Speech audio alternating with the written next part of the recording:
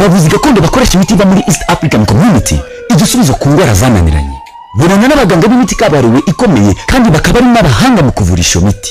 Agutega amatwi aguha inama ku ndwara zananiwe n'imiti ya kizungu. Iyo miti bayirazwe na basekuru iremewe ndetse yujuje ubuziranenge. Muganga Aida kuva muri Tanzania niwe wagufasha ku ndwara ufite yananiranye ahantu hose. Muganga Aida agufasha mu ndwara zikurikira. Dr.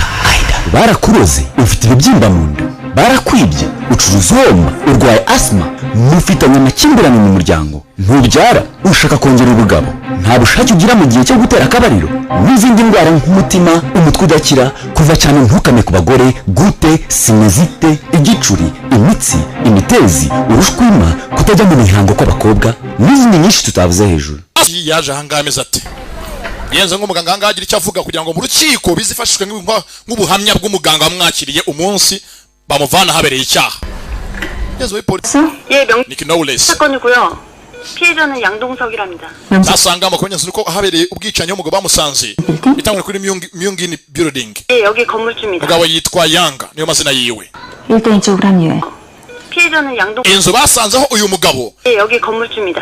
nyina yitwaga Yanga cyangwa Yanga 네. ndetse Yanga cishene uwo munsi yajanga abanyazabana amakuru ko hari ahantu hari hatuye abaturage bari bakodesheje amazu ndetse byaje kuranya neza bari bakodesha amazu bose havutse intambara yo kugura iyo nzu bari batuyemo. 408호에 침입한 ukekwa wari mu cyumba 408 피해자와 용의자 간에 이제 yaje nako uwagize umugezo wavuga ngo agapfa uwivuga ngo agapfa yashwanye n'undi muntu ariwe ukekwa uyu munsi. 두가 벌어져. zanga uje ni inanga avanga ngayo ntabwo zibagiye kujya mu biki nakesa agiye munaga yizi 맞고 용의자가 도주를 합니다. rero byarangiye ukekwa none arashe uwirukanse ariwe uyu munsi twabonye waje gukomereka noneho yica uwamukekaga anamuhiga. 피해자는 물론 avanga nga kesa fanda avuga ati wa magana umuntu hawe kesi ni ikibazo. 숨진 채 rero nuko byarangiye noneho nyuma yaho uwivuga ngo apfuye noneho abapfa yishwe n'ukekwa turimo gushakisha. 아시죠? apfira muri ofisi yiwe. 오늘 아침 병원에서 탈출한 거. rero uwacitse n'ukekwa ndetse yacitse uyu munsi no mu ivuriro. 이제 언론에 공개되는 순간 나나 rero abari hejuru wa boss bacu bafande bakuru 겪는다고 이제 bavuze ngo ikintu cya mbere gifite kano cyakobwa nta kintu ko dufite gushaka uyu mbere ko amakuru ajya ku karubanda. 들 입단속 부탁드리겠습니다. ndetse mwese anga mufunge umunwa dore byashanyije umwandike ngo bingwe giperereze uvanga ijambo ryo kwivuga risitaraho avuga nka cha Jovit wumve. 여보세요? 전화 받고. meze muvugisha 병원에 muvugisha 전화해 봤어. mumereze abantu ndibanga 병원에 n'abadayimoni za ndwara zo kwa rufendeke nizo ngizimazi banasuga abo barwaye kandi ngo ni ibintu by'iwabo byo kwa sekuru n'ibindi bisuga barwaye. mumereze 나왔다며.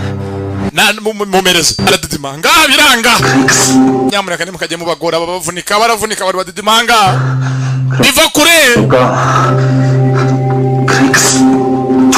ijambo nirivayo ngaho mushyire kuri telefoni muvugiye imyaka 39 y'amavuko. 특전사 하사관으로 복무하다가 yahoze muri special forces ari sergeant 10년 전에 제대했고요. yagiye mu gace ka East Timor 보니까 최근 urugamba ikindi kirenzeho yavuye mu gisirikare aza kuba umusirikare wigenga w'umucancuro ugurwa ndetse akorera mu buyo 용병? 최근까지 yahoze ari umucancuro 용병으로 muri Aziya 용병? 3개월 ari contractor.